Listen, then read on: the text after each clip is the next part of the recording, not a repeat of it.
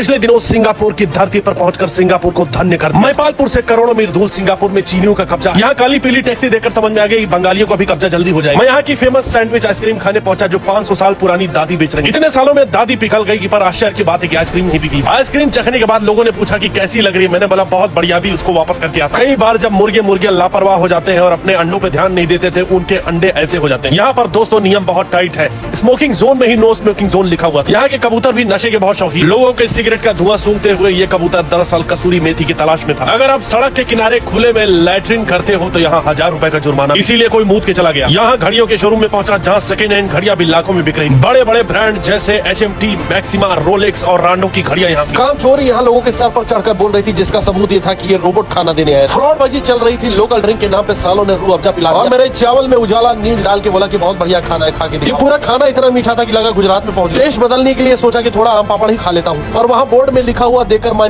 माई चिल्लाते हुए भाग गया। LGBT वालों का भी बोलबाला यहाँ बहुत ज्यादा था और पूरी बिल्डिंग उन्होंने अपने कब्जे में ले ली, जिसका प्रभाव था कि हंस भी खुले में चुमा चाटी कर रहे। मरियम्मा माता का मंदिर देखकर मैं समझ गया कि यहाँ ढंग का खाने को मिला। जब सांभर भात और इडली खाया तब जाके मेरे मन को शांति मिली। सिलीगुड़ी में गीली पूड़ी खाकर मैंने देखा कि भयानक एक्सीडेंट का मंजर हो चुका है। हैदराबाद का चार मीनार और सिलीगुड़ी का कार मीनार बहुत प्रसिद्ध। हमने दार्जिलिंग जाने का डिसाइड। हमारे ड्राइवर भाई जो एक फेमिनिस्ट थे और ब्लाउज पहनकर घूमते, उन्होंने बताया कि समय कम इसलिए हमें जल्दी निकलना हो। रास्ते में एक अजीब गरीब गाँव माची गाड़ा पड़ा। नाम से ही शरीर में सिहरन पैदा हो गई। शरीर थककर चूर हो गए तो मैंने नहाने का डिसाइड। झरने के पास पहुंचा तो यक्ष की आवाज आई कि यहाँ इंसानों का नहाना मना। ये स्थान बोतलों के नहाने के लिए रिजर्व था। बोतलें नहाती थी और गाती थी, विस्की दी बोतला पहिया। हम निकल तो गए पर साथ में एक रेलवे ट्रैक भी दिखाई पड़ा। मुझे समझ में आ गया यहाँ लोग ट्रैकिंग करने के लिए आते। साफ सुथरा ट्रैक देखकर समझ में आ गया कि मोदी जी का अभियान स्वच्छ भारत आगे बढ़ चुका है और लोगों ने पटरी पर हगना बंद कर दिया। तो मैं भी अपना झाड़े दबाकर आगे बढ़ गया। घनघोर धुंध का माहौल था और कसूरी मेथी की महक ने वातावरण को ढक रखा। तभी मेरी सीक्रेट साथी कंचन बिलौटी वहाँ पर आ चुकी थी। उसकी शिकायत थी कि सारा फुटेज तुम कुकुरों को क्यों देते, जबकि मेहनत हम भी करते, हम भी किसी की माँ बहन मौसी। मैंने बोला ठीक है, इसका पूरा ख्याल रखा जाएगा। वहीं इस कुकुर को भी बचपन में पौष्टिक आहार न मिलने की वजह से शरीर विकसित नहीं हो पाया, जिसकी वजह से कभी कभी चलते हुए गेंद जमीन में घिसक जाती। तभी चुर्र पुर्र धुई की आवाज करते हुए एक ट्रेन हमारे सामने आके खड़ी हो गई। इसका आकार देखकर समझ में आ गया कि ये ट्रेन मॉलों के लिए चलाई गई। इस ट्रेन का धड़ गायब था। ट्रेन की धड़कटी लाश देखकर मैं समझ गया कि कोई सीरियल किलर यहाँ जन्म ले चुका है जो ट्रेनों का धड़ काट रहा। मुझे उस किलर का पता कर, जिसके डर से ट्रेनें हगमोला खाकर दिन रात गैस छोड़ा करती थी।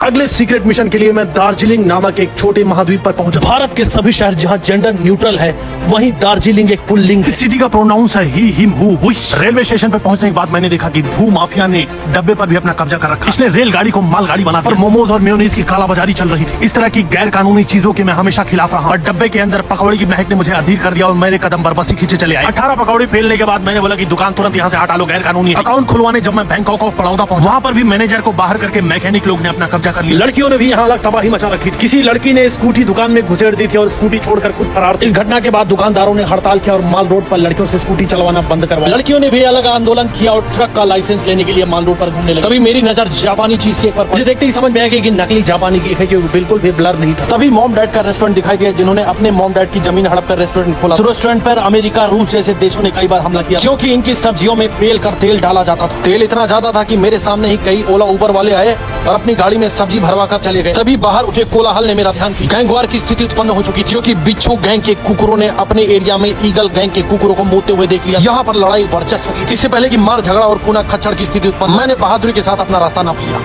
अपने अगले मिशन के लिए मैं दार्जिलिंग पहुंच चुका, जहाँ पर चाय के बड़े बड़े बागबान हुआ करते थे। पेड़ों की झुरमुट से मैंने बादलों को उड़ते हुए देखा। ये आम बादल न थे और मेरे नथुनों में कसूरी मेथी की महक समा गई। तभी मेरे अंडरकवर साथी जियान का फोन आया और उसने बोला मैं यहाँ झाड़ा फिरने आया और यहाँ चाय का अवैध कारोबार चल रहा। मैंने बोला तुम शिजुका को संभालो, मैं यहाँ देखता। मैंने देखा कि लौंडे लपाड़ों का एक ग्रुप घास में तेल चट्टे की तरह रेंग रहा। पल भर में लोग गायब हो गए, झाड़ियों के पीछे जाकर खाद बनाने लगे। तुरंत मैं लड़के के घर वालों के पास पहुंचा, उनको समझाया कि तुम्हारा लड़का बिगड़ चुका है, अच्छा लड़का देख के जल्दी से उसकी शादी करवाओ। उनके पास से मेथी मिली हुई चाय बरामद हुई, जिससे मेरी खुशी का ठिकाना न रहा। चाय मैंने डिपार्टमेंट के हवाले कर दी तो खुद 3 मुट्ठी मेथी फाक कर मैं वहीं लेटे लेटे ब्रह्मांड की सैर करने लगा। आलू की सब्जी के साथ कच्चा नूडल्स डालकर ये आलू मिमी नाम की कोई डिश बनाते थे। जब मैंने रोटी मांगी तो उन्होंने बोला भाग जाओ यहाँ से। होली के टाइम पे गुजिया सबको अच्छी लगती है और होली का टाइम नहीं था, इसलिए मैंने मोमो खाकर अपना पेट। मैं चौंक गया क्योंकि एक ट्रेन काफी देर से हमारा पीछा कर रही। रेलवे ट्रैक से अपनी गाड़ी जब सड़क पे उतारी तब कहीं जाकर उस ट्रेन ने हमारा पीछा छोड़ा। बनारस वाली भौजाई ने बोला था कि घर आना तो बच्चों के लिए कुछ लेके जा। कपड़ा धोने वाला साबुन खरीद लिया कि बच्चों से स्कूल छुड़वा के उनको काम पे लगवा सकते। मेरा दिल जार जार रोने लगा जब मैंने देखा कि गन्नों को नंगा करके उनका जूस निकाला जाता। हर साल न जाने कितने गन्ने हमारी प्याज के चक्कर में नंगे होकर निचोड़ दिए जाते। इसीलिए मैंने 8 किलो अंडा खरीद लिया, जो एक गरीब किसान अपने खेत से उखाड़ कर लाया। दार्जिलिंग में मैट्रियार्की है, सत्ता महिलाओं के हाथ में। कंचन बिलौटी ने इसका पूरा फायदा उठाया। उसने अपनी दुकान खोली थी और चौकीदारी में कुकुर को लगा दिया।